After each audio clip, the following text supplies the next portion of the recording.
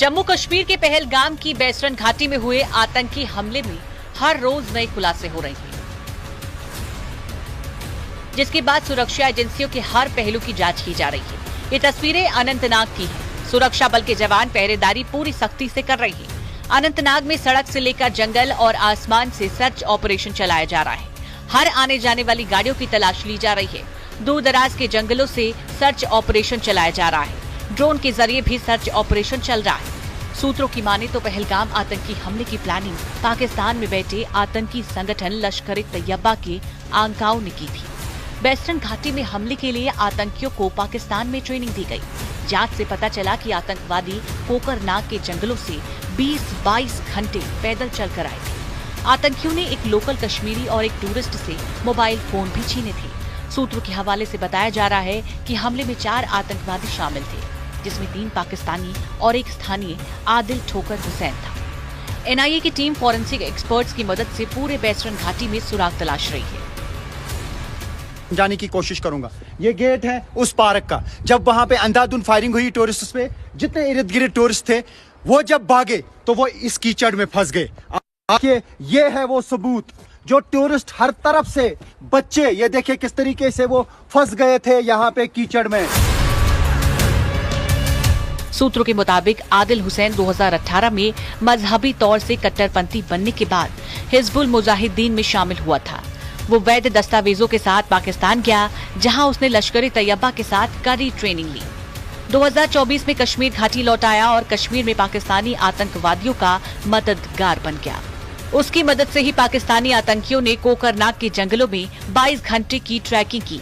जांच में ये भी सामने आया है कि आदिल ने अपना नेटवर्क भी बना रखा था।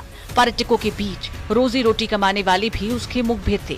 जांच के दौरान ये भी जानकारी मिली है कि दुकान के पीछे से 2 आतंकी आए थे। AK-47 और M4 राइफल से गोली चलाई गई। बैसरन के घटनास्थल से चाइनीज स्टील कारतूस भी मिले, जो बुलेट प्रूफ जैकेट को भी छलनी कर सकती है। 2 अन्य आतंकवादियों ने जिपलाइन एरिया के पास से गोलीबारी की। इसके बाद चारों आतंकियों ने पैंट उतरवाई, कई पर्यटकों के धर्म की जानकारी पुख्ता की और गोली मार दी।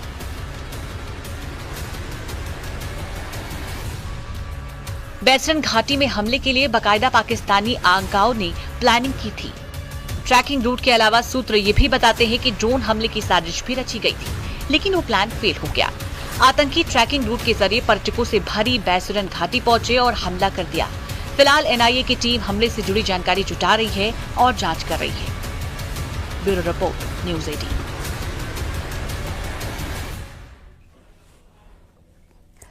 पाक फौज का नापाक चेहरा एक बार फिर से बेनकाब हो गया। पीओके के गांवों में आम नागरिकों को बंधक बना लिया गया। पाकिस्तान अब इन मासूमों को ह्यूमन शील्ड की तरह इस्तेमाल करने की साजिश रच रही है। खुफिया रिपोर्ट साफ कहती है कि पाकिस्तान अपनी नाकामियों को छुपाने के लिए निर्दोषों की जिंदगियों को दांव पर लगा रहा है।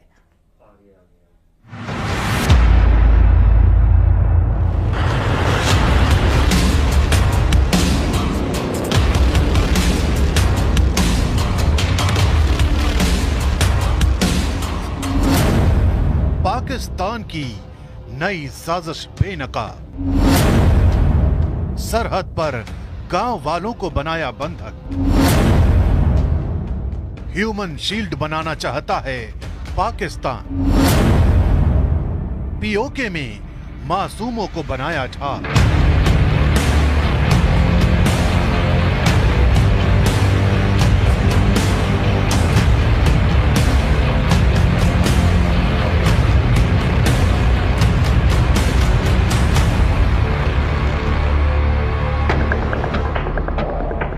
पाकिस्तान के लिए हर गुजरता लम्हा एक नई चुनौती लेकर आ रहा है।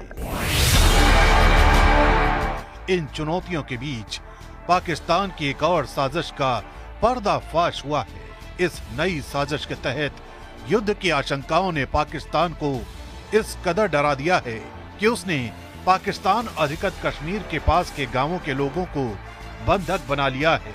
खुफिया रिपोर्ट के मुताबिक भारत के पलटवार की संभावनाओं के चलते पाकिस्तानी सेना ने अपनी तैनाती में भी इजाफा कर दिया है। चौंकाने वाली बात यह है कि पाकिस्तान की सेना ने गांव वालों को बंधक बना लिया है। खबर है कि यहाँ के कई गांव ऐसे हैं जहां लोग सुरक्षित इलाके की तलाश में अपना गांव छोड़कर जाना चाहते हैं, लेकिन पाकिस्तानी फौज उन्हें जाने नहीं दे रही है। कई गांव की हालात ऐसी ही बताई जा रही है। खुफिया रिपोर्ट के मुताबिक पाकिस्तानी फौज की तरफ से इन गांव के बीचों बीच अपनी नई मोर्टार पोजीशन तैयार की जा रही है। साथ ही कई नए बंकर भी बनाए जा रहे हैं, जबकि आम गांव वालों के लिए बंकर भी नहीं है। पाकिस्तानी सेना पहले भी इस तरह की हरकत कर चुकी है। 4 साल पहले जब भारत और पाकिस्तान के बीच सीज फायर हुआ, उससे पहले रोज छोटे हथियार नहीं बड़े हथियारों से फायरिंग की जाती थी, जिसमें आर्टिलरी गन भी शामिल थी। लेकिन भारतीय सेना ने इस तरह से जवाब दिया कि पाकिस्तान को मजबूरन अपनी गन पिट और मोर्टार पोजीशन को गांव के बीच स्थापित करना पड़ा। पाक सेना की साजिश थी कि भारत के पलटवार से गांव के लोगों को नुकसान पहुंचे और फिर अंतर्राष्ट्रीय समुदाय के सामने भारत को बदनाम कर सके।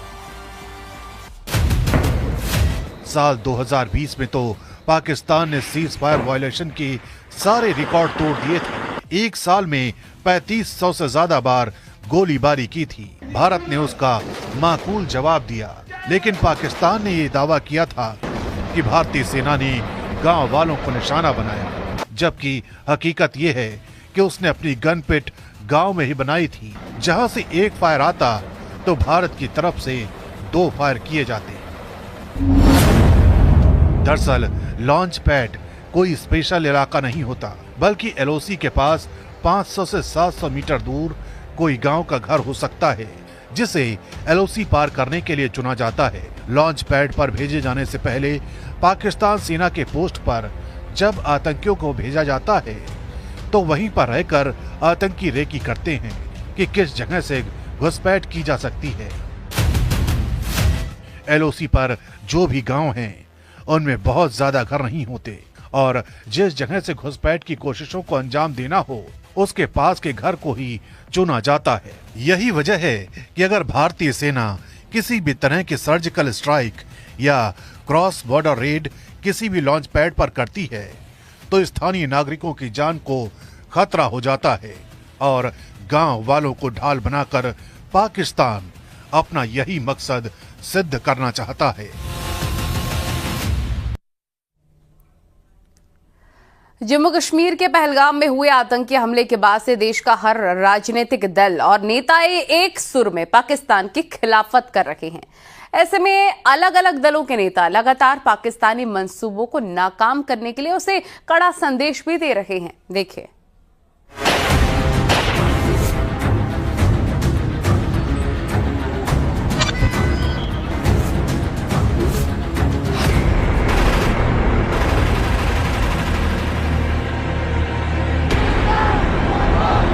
भारत का पाकिस्तान को सीधा जवाब। आतंकिस्तान की हर साजिश होगी नाकाम। नक्शे से मिट जाएगा पाकिस्तान।